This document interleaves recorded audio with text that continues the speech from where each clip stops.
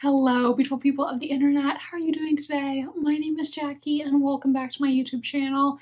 In today's video, I'm going to be discussing my 2023 reading stats and my 2024 reading goals. So this is a video concept that I've been making on my channel around the end of the year for the past few years now. First, I am going to sum up my 2023 reading, briefly discuss how I did on my 2023 reading goals, and then finish up with some goals for this new year. I also made charts today to go with this video because I had the time, so I do have some visuals for these stats I'm going to share. Let's go right into it. So in 2023, I finished 77 books. This is not including any DNFs or books that I was in the process of reading at the end of 2023. And this came out to a total of 24,733 pages. Now, interestingly, last year, 2022, I read 70 books. So I read 70 more. So I read 7 more books this year, but actually, I only read 369 more pages. So really, it's kind of almost like I only read one more book than I did the year before. And I think that was because in 2022, I was slightly more ambitious with my reading. I mean, I participated in a readathon hosted by Tori from Good Strong Words in 2022, where I read both Vanity Fair and Gone with the Wind, which really both should count for at least 2 books. So even though I numerically read a lot more, actually in terms of page count, there wasn't that much of a difference. In 2022, I read 2,364 pages, which is an average length of 348 pages per book. And then this year, I read an average book length of 321 pages per book. So while I read 7 more books, on average, the books that I was reading were shorter. And that's why my total pages read didn't go up that much. Now, the month that I read the most was far and away October 2023. I read 3,196 pages that month. That was followed by May, which was the month I read the second most amount of pages, 2,363.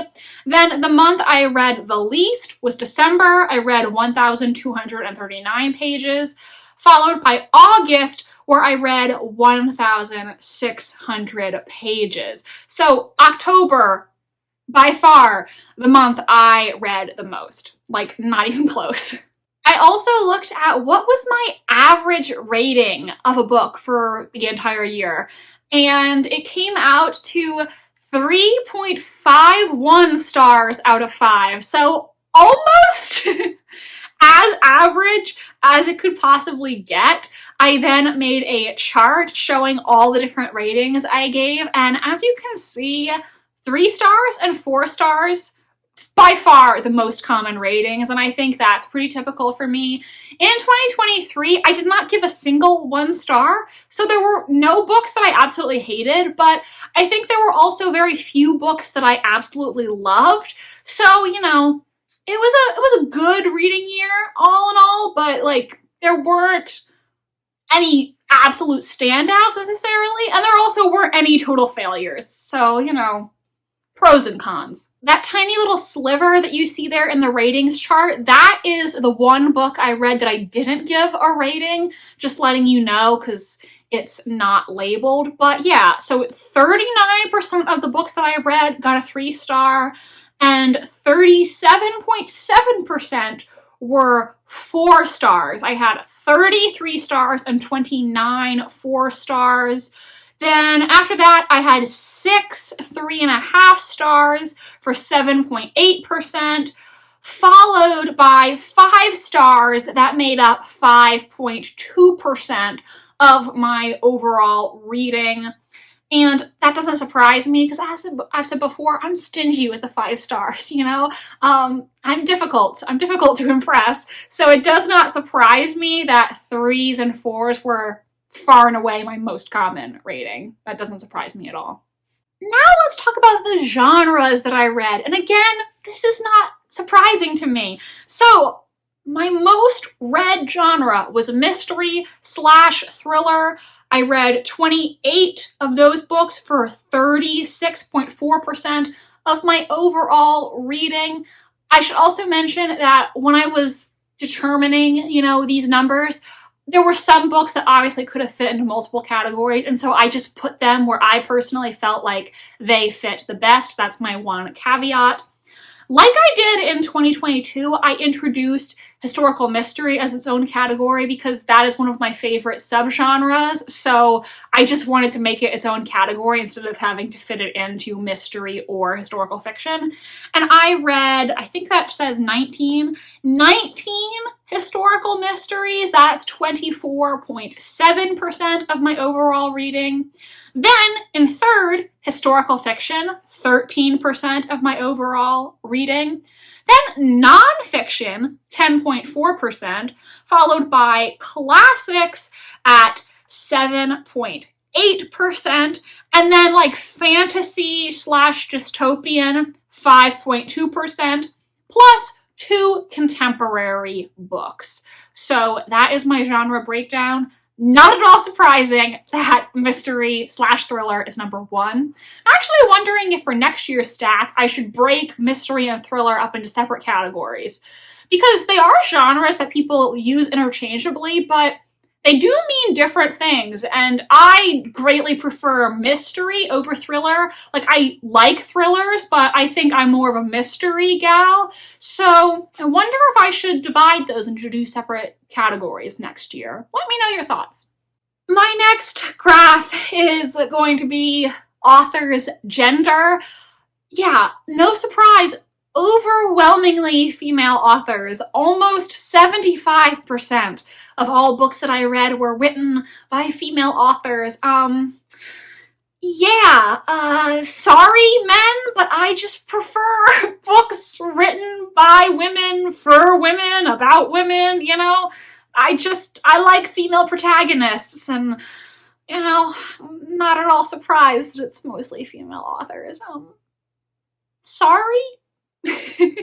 Next, I also looked at, out of all the books that I read, how many of them were standalone books and how many were part of a series.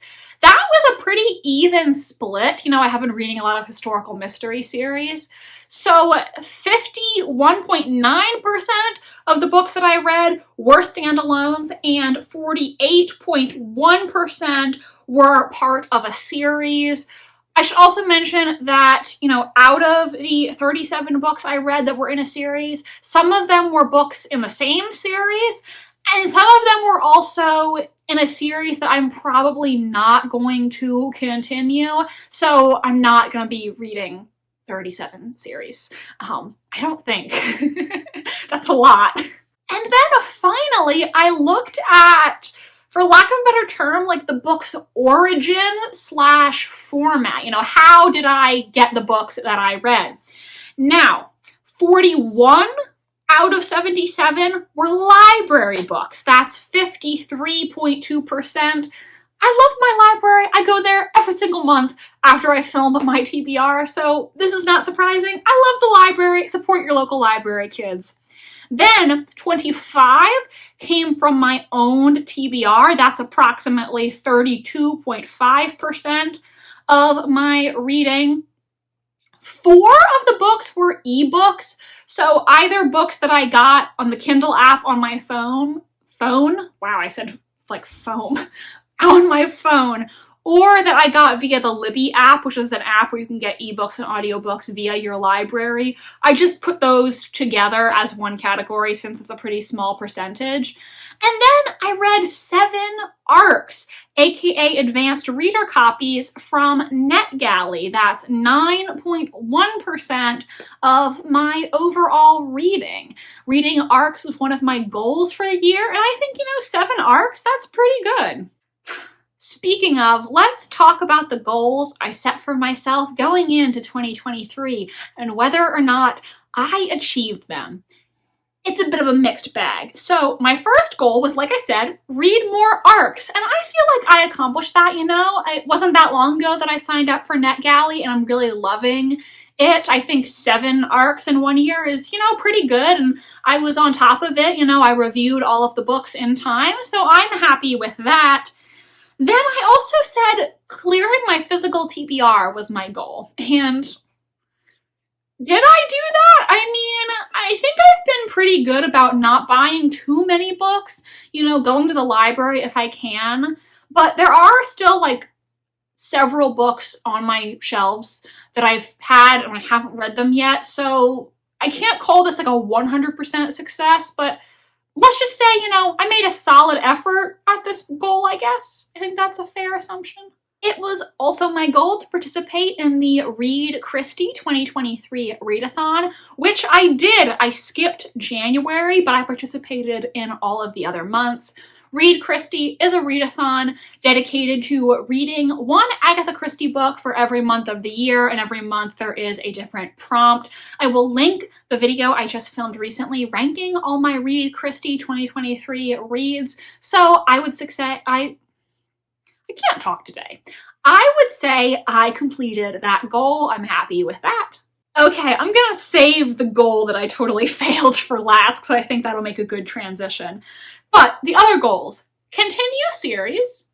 I think like I did decently at that, you know, like I definitely continued some series and there were other ones that maybe I neglected a little bit, but like moderate success with that goal.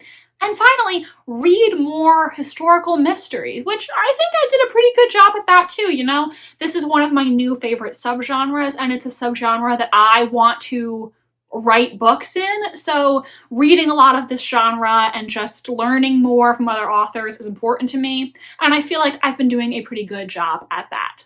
So the goal that I think I totally failed was to read more intimidating books.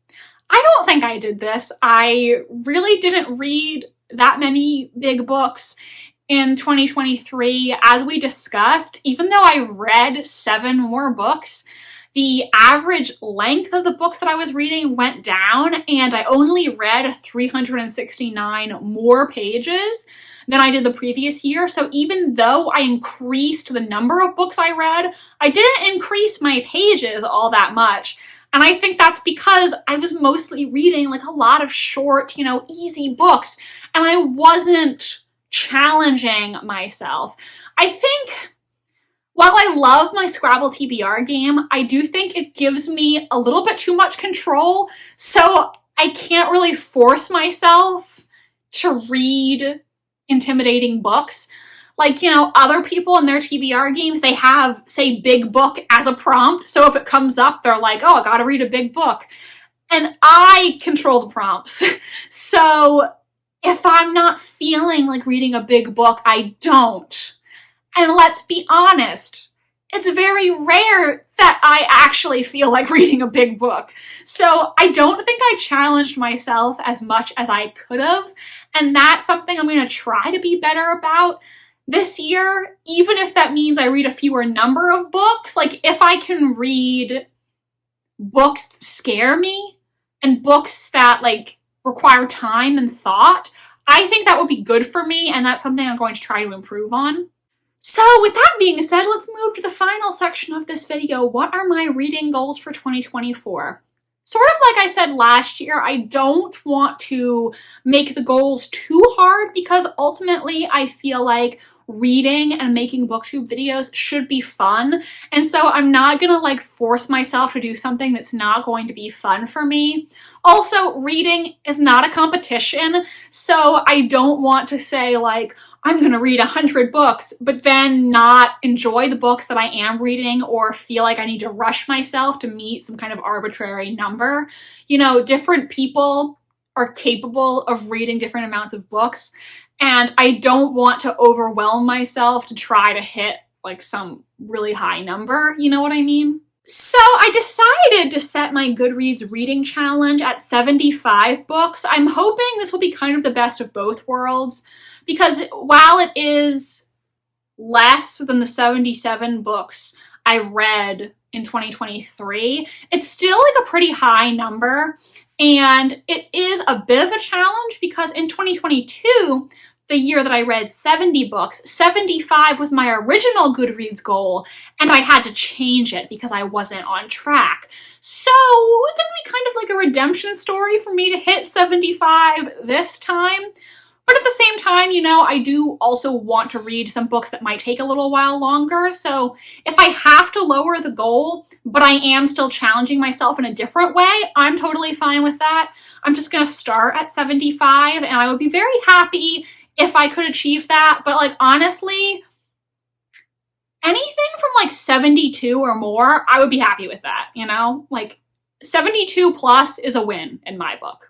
Another goal, like I said, is going to be to challenge myself and read big or intimidating books, because there are a lot of long books that sound interesting to me and that I want to read, but I'm scared off by their size. So I am going to try to include some of those in my 2024 reading. I'm also going to get back into reading classic books. I do enjoy classics, but I think it's sort of the same thing with big books. And I mean, a lot of classics are big books. They do also seem intimidating to just like pick them up and read them on your own. It was a lot like easier to read classics when I was an English major and I was reading classic books in my classes, discussing them with people. So I'm going to challenge myself to get back into classics reading and read some of those classic books that I'm very interested in, but I've been putting off. Maybe I'll try to read like 6 throughout the year, so that way like I'm reading a classic every other month, or if it's a long one, I can take 2 months to get through it. Somewhere around 6 classics, like that would be good. I would count that as a win. We'll see how it goes. I would like to continue getting books from NetGalley. I've really enjoyed reading and reviewing ARCs, so that is something I want to continue doing on my channel. I have a couple ARCs that I'm going to read in February, so very, very soon. I am excited for that. I also recently posted my 2024 TBR cleanup challenge that I am calling the Read It or Delete It challenge. These are 24 books that have been on my TBR shelf for like 5 years in some cases. So basically this year I'm going to read them, and if I don't read them, then I'm deleting them from my TBR, because like I think, you know, if a book has been on your TBR for a really long time and you haven't read it yet, at a certain point I think you need to be realistic with yourself and accept the fact that you're not going to read this book. You're never going to feel motivated to pick it up, and that's really what this challenge is all about. I also want to read some of the books on my physical shelf and avoid buying too many books. Now, caveat being, as of the day I'm filming this, I have a free book reward on Thrift Books, and I have $100 of Barnes & Noble gift cards. So I am like probably going to be buying books sometime soon. But that's it, okay? Like, I'm not going to spend a lot of my own money on books. Like, I think it's one thing to have a reward or have a gift card, but I'm not going to be like hauling more books than I can realistically read. I'm not on a book buying ban.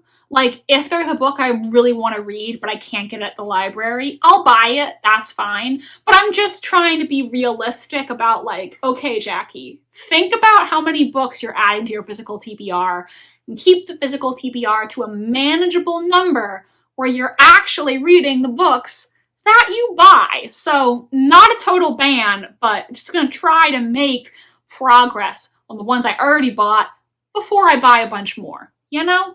So that is it for this video on my 2023 reading statistics and my 2024 reading goals. Do let me know, how many books did you read in 2023, and what are some of your reading goals for this new year? If you are still here watching and you want to support my channel, but you're not sure what to comment, why don't you comment a yellow heart emoji in the comment section down below?